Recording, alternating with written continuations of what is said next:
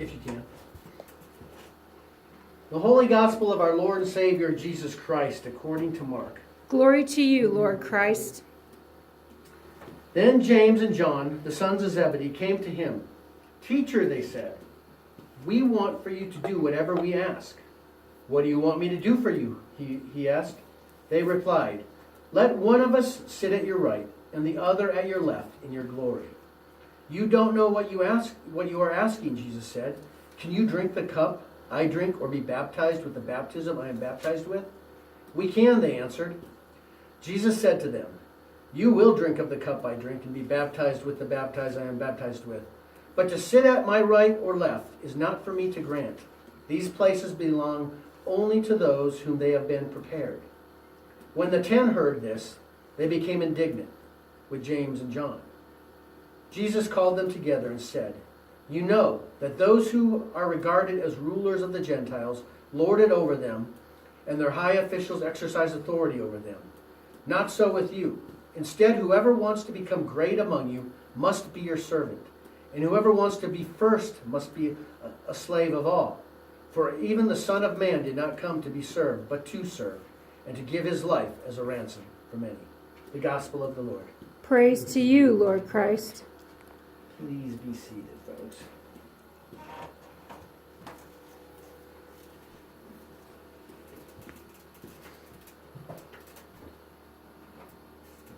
So early on in my career as an Army chaplain, I was a chaplain of a basic training unit. And as we would get the new soldiers into the unit, it was the job of the commander to address the soldiers on various topics that they needed to know. So this was a summer cycle, so we had about 800 soldiers coming in to start their process. Their first week had gone by, and their first week, if anybody's ever served, is known as Hell Week. It is in no means, it is an introduction to the Army, and all these kids are pretty much just scared. They have no clue what's going on.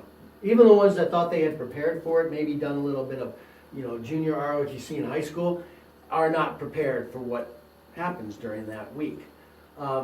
It breaks them down and makes them ready to be trained as soldiers. Well, many topics are discussed, anywhere from simple safety to how to treat other people, and including the Soldier's Creed.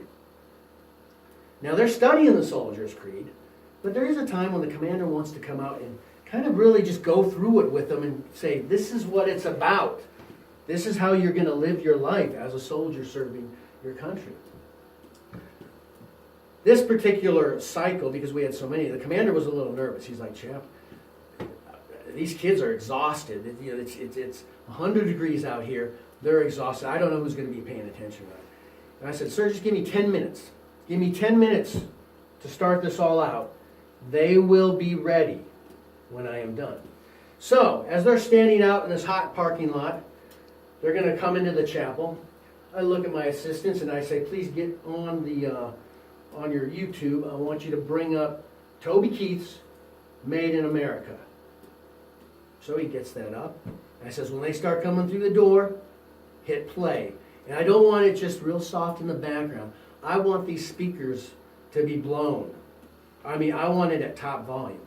So the song starts playing, and these scared kids are coming in. They look real goofy because their uniforms really don't fit, and they're just, they're not soldiers yet. They look funny.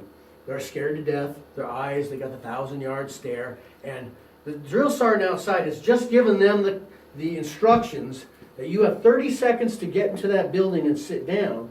And then he says, and by the way, 29 of them are gone. And these kids are like, oh no. They're filing in. But as music's playing in the background, and if you know anything about Toby Keith's Made in America, it's a very patriotic song. It's a pump-up song. You see some of them are actually kind of, their heads are bobbing a little bit. They're standing at attention. Some of them are kind of singing it to themselves. And it's just the way the song builds up. We're getting somewhere here. They get in and we ask them to take their seat. I ask them to take their seats. And I stop for a minute. I look over to the side. Say, all you soldiers over in this section here, repeat after me. You. They all say U. I look in the middle. All you soldiers in the middle say S. S. All you soldiers over here say A. And then I look at them and say, do you get it? And they're like, yes, sir, yes, sir. So then I'm like, now you can imagine what's going on at this time. We're doing the classic USA chant, and the soldiers early on are sounding off at the top of their lungs. We get that going for a few minutes. And then finally I say, I got one more piece I would like to show you. And I put up on the screen from the Band of Brothers series, I think it's number 3, the initial battle for Khartoum in World War II. So these soldiers watch United States soldiers taking a key position, the Battle of Khartoum.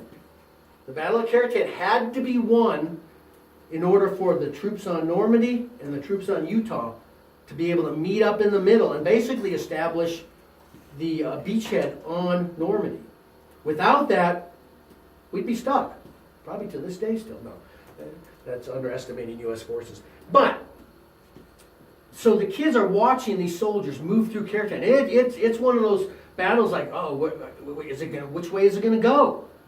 And they watch these soldiers advance further into the city of Khartoum. And pretty soon they get to the point where they've overwhelmed the defenders, the German soldiers, and the German soldiers take off running. And you can hear in the crowd of our soldiers cheering, because they're like, yeah, we won. Well, yeah, of course we won. I mean, we won World War II as well. So all of the soldiers by this point, I could sense, have been instilled with the ambition that first brought them into the army, the ambition to be American soldiers. You could tell that they were ready to hear our good colonel get up there and give them the speech on the Army Corps values. As I'm walking off the stage and you can feel the energy in the room, the colonel just gives me a smile. So thank you very much, chaplain. No problem, sir. They're all yours. I was going to do a mic drop, but I mean, that was kind of before I even think mic drops were a thing, so didn't get a chance to do that. Ambition. Let me ask you a real quick question. Do you have ambition? Do you have ambition? The second question is,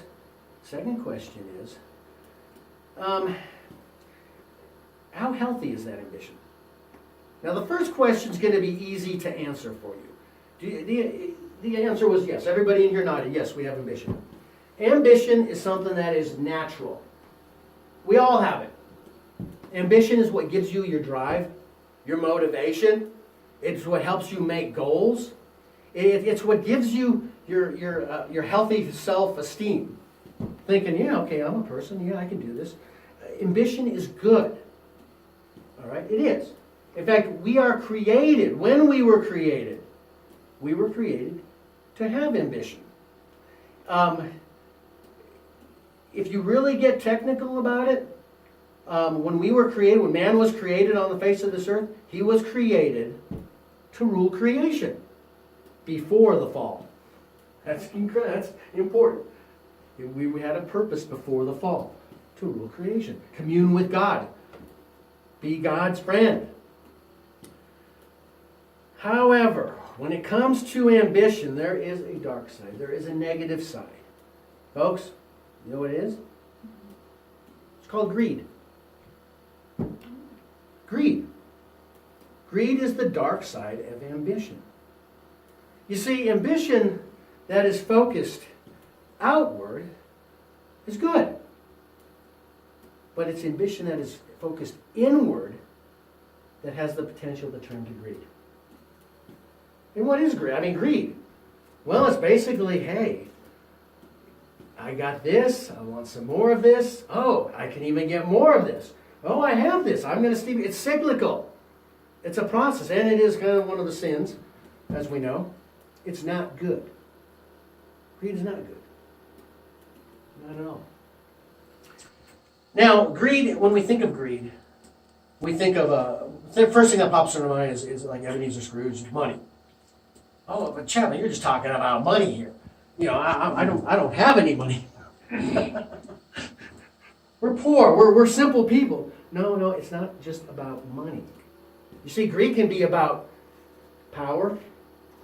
Look at the political world. You got people that go in it and, oh, I got power. I want more power. Give me more power. Look at Hollywood. Greed could be prestige. Wow, look how great of an actor I am. Look how great I am on TV. Wow, I got more. I want more. Greed fits all those places. It's a lot more than just money.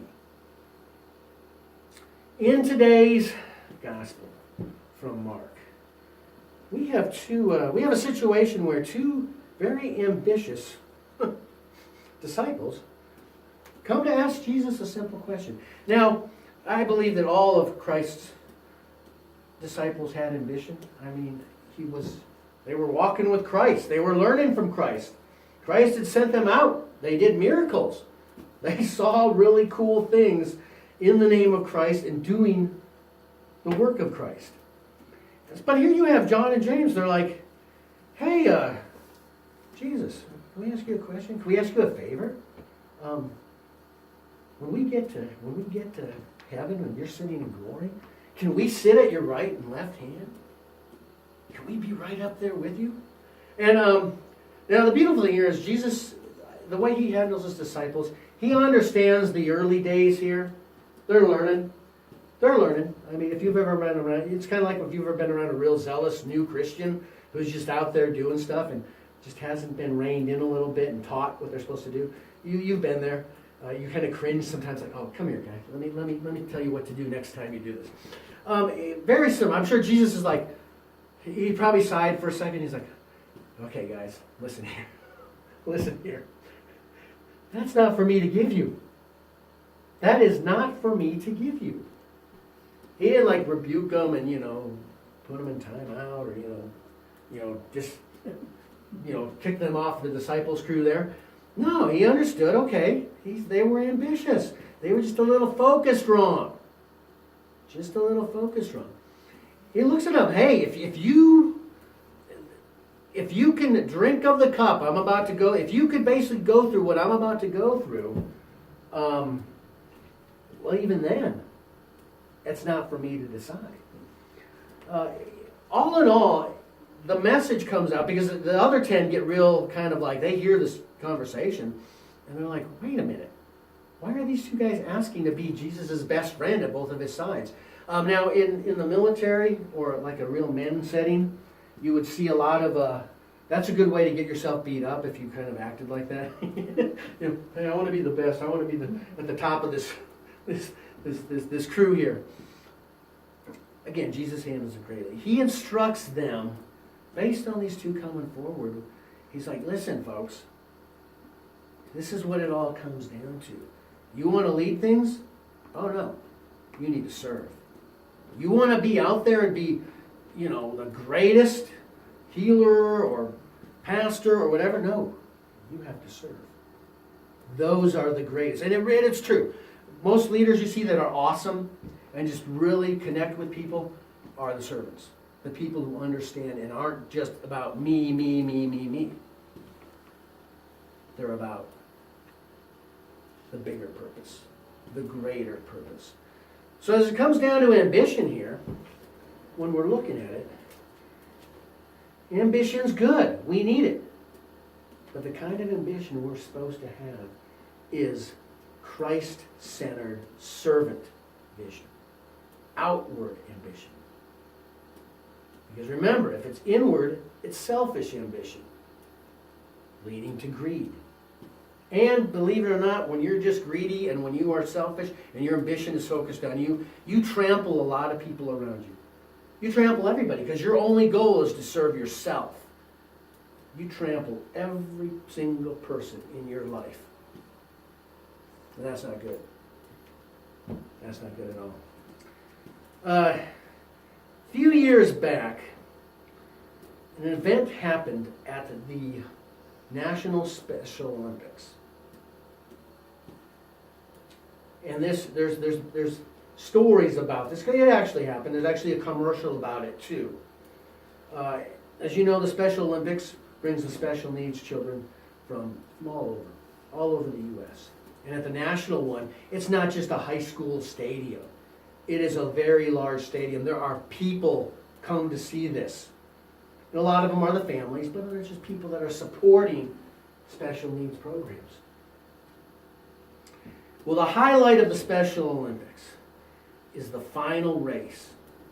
It's one time around the track. Once around the track, 1/4 of a mile. This is the big run. So they get the contestants out there.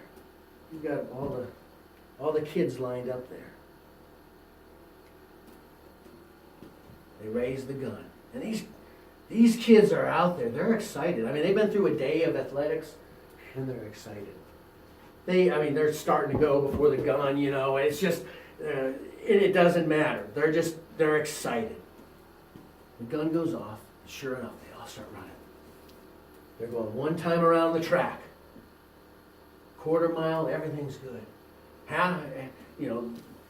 The next 1/4 of the 1/4 mile, wow, everything's going good. 3/4 of the way around, one of the runners, little Timmy, trips, and he goes down hard. We're talking not just down, up, back up. He goes down hard. Well, the runners are still going.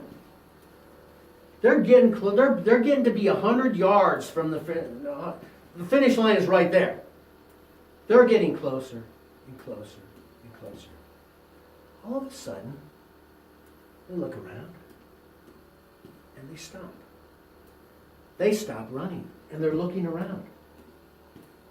You watch them as they turn around and they look back at Timmy, who's still on the ground struggling to get up. Now, a regular athlete at this moment's like, cool, easy win. Walks across the finish line, right? A regular athlete. That's what you if you're in regular athletics, you dream of the day all your people fall down as you're running. They turn around and start walking back to Timmy. They come around Timmy, help him up. Now here's where there's different versions of what happens next. Some say that they all grabbed hands and started walking towards the finish line together. Some say they interlocked arms. It doesn't matter what they did. They began as a group moving towards the finish. You know why? Because it didn't matter. They weren't out there for a selfish ambition to win. They were out there for an outward ambition to make sure every single one of those kids got across that line. That's what their ambition was. The crowd, when Timmy fell, went silent. Of course, gasps. As they started moving along as a group, people started clapping. By the time they were 5 feet from the finish line and crossed that line, the entire stadium was on their feet. It was louder than an NFL football game in Seattle. They were cheering, and those kids started hugging each other. Because it wasn't about one person winning. It was about all of them winning. The ambition was outward. It was serving. It was not self-centered. Wow. A lot of business people in that crowd learned something that day. Hopefully a lot of actors learned something that day. Hopefully everybody learned something that day to what it means to be a servant.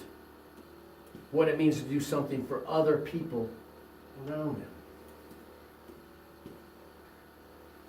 Going back to my initial soldiers that we had. As the commander reads off each and every statement, I will serve my country with pride. I'm getting them wrong, Nick. I know. All I know is there's one that always stands out. I will never leave a comrade behind.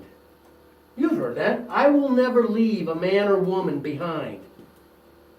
When you're out on the battlefield, it's not about, hey, I'm going to kill as many bad guys as I can. Oh, hey, look at me. I'm the Medal of Honor wearer. No.